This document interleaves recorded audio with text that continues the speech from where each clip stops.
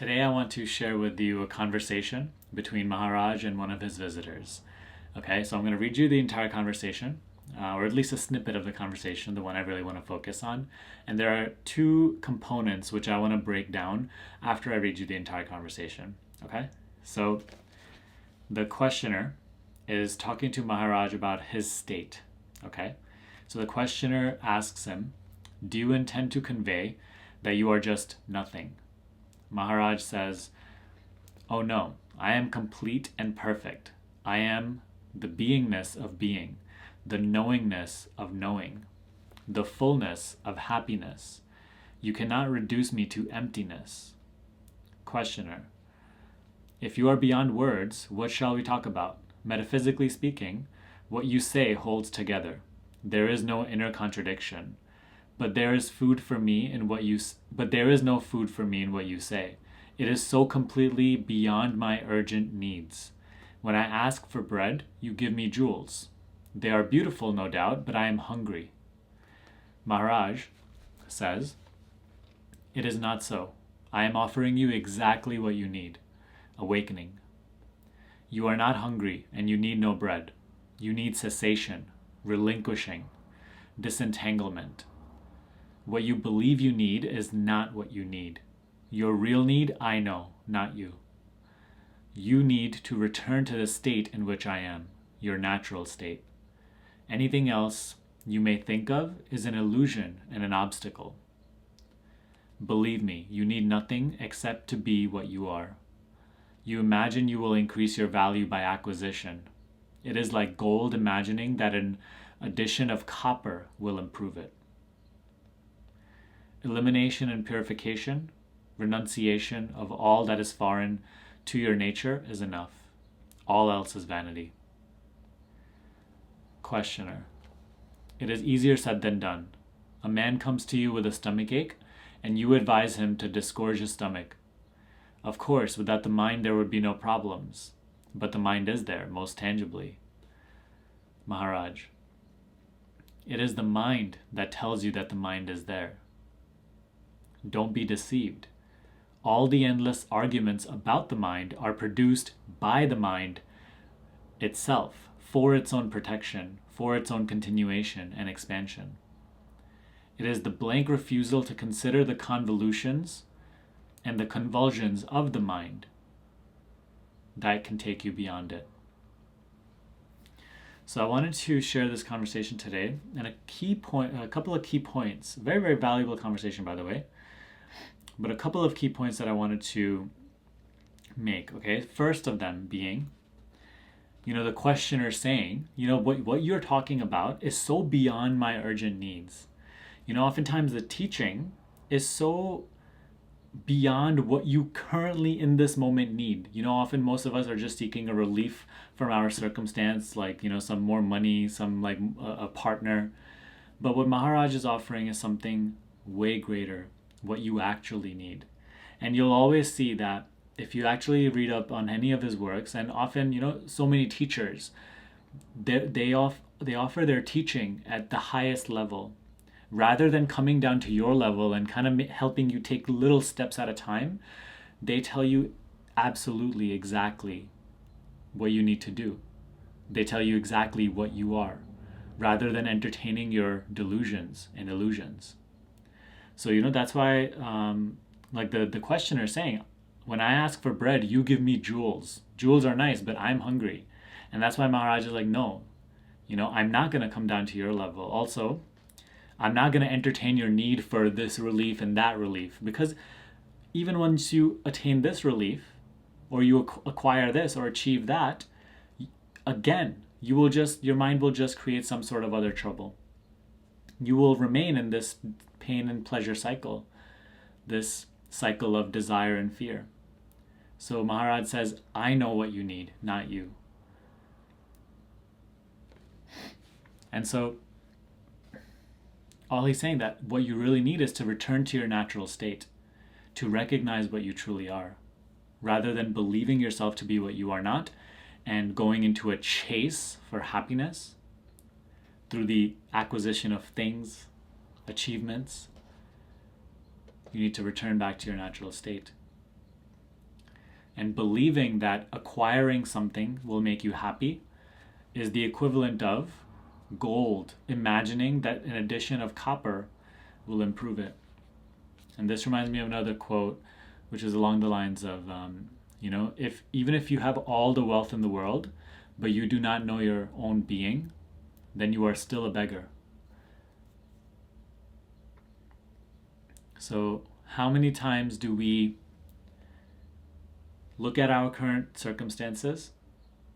By looking at our current circumstances and judging them, we suffer.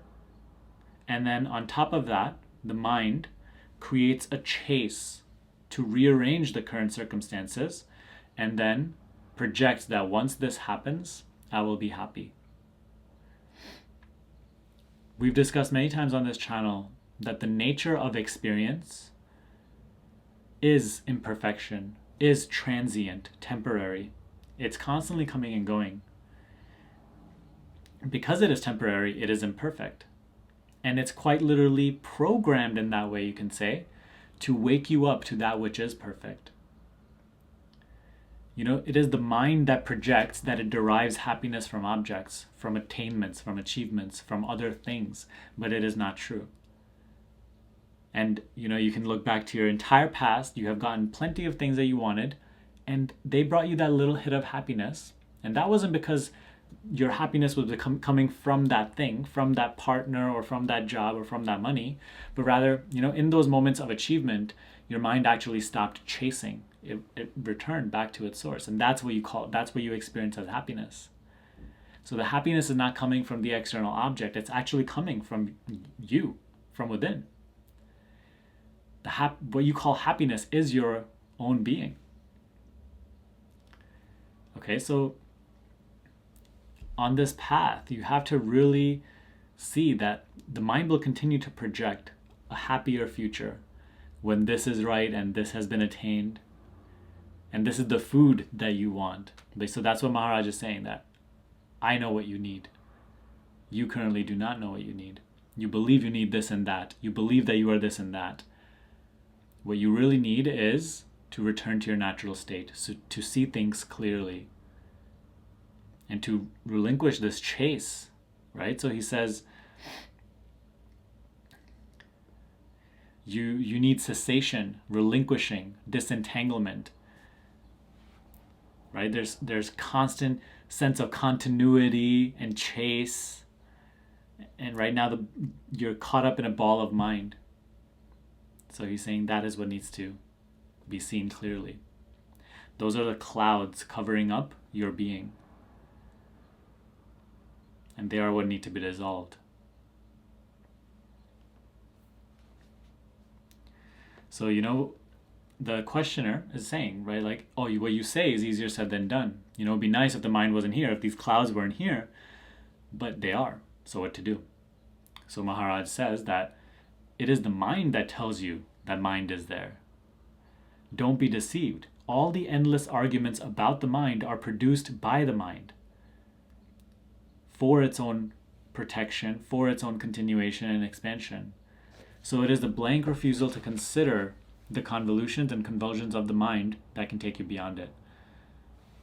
So this is where you really have to learn to watch your mind without engagement. And one thing you'll notice is that the moment you're actually engaging with the mind, you're no longer separate from the mind. You kind of take on this quality of being the thinker, being the one that's living and doing this and that, being this and that. So you take on identity, you take on shape. Because every thought comes with a sense of identity, a sense of, I am this. And that is why it's so cunning, it's so clever, it's so subtle. But you are the seer of even this subtle thought. What sees even this subtle thought is subtler than even this subtle thought. You are not the thinker, but rather that in which the sense of a thinker appears and is known to arise and subside. So recognize that anything that the mind projects, right? Even if it says, oh, this journey's so hard, or I'm not self-realized, when am I going to get this? Recognize that that voice is not my voice. It is just a thought arising. You did not welcome this thought to arise. You did not ask this thought to come. It just arose in your awareness and is known. Don't engage with it. Don't identify with it. Don't believe in what it is saying. The moment you do, it will create 5 more thoughts, which are projecting, I need this, I need that, I am this, I am that. And that is where we kind of stay stuck. So this process is about seeing clearly that you are already prior to anything that the mind projects, and not stepping down onto the mind's level. Just stay in the clear seeing. Shapeless, formless, qualityless. Just be the seeing. And let the mind do whatever it's doing. In just this watching, the mind will grow weaker. And you will see this for yourself. So Maharaj says, listen to what I continue telling you, and do not move away from it. Think of it all the time and of nothing else. Having reached that far, abandon all thoughts, not only of the world, but of yourself also. Stay beyond all thoughts in silent being awareness. It is not progress, for what you come to is already there in you, waiting for you. Again, this is not an attainment or achievement. It is simply the removal of all that is not you. It is you actually coming to see things clearly. See yourself clearly. So he's saying, so first recognize that just be the seer, right? Don't believe in what the mind is saying, because it is the mind itself that is saying. Recognize that you are just prior to that. You are just the seeing. You need not say anything. You need not engage in anything. Okay? And then, right, in this process, just continue to listen to what he's telling you and follow earnestly. Right? Think like in terms of all these concepts, and even if something doesn't make sense to you, just keep it in mind, or contemplate it throughout the day. Have your thoughts, if you're going to be thinking, have your thoughts be about this rather than anything else.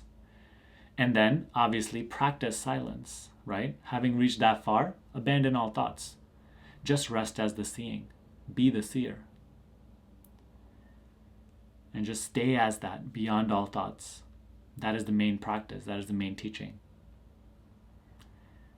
So in this simple way, he really sums up this entire process. And this conversation has many jewels, many insights that you can take away. So I hope you found this breakdown helpful. If you did, do let me know in the comment section below.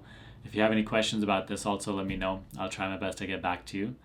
If you want to know more about how to stay as the seeing, and how to continue to bring your attention away from thoughts inward, back on just right here, rather than going outward, just keeping the attention here,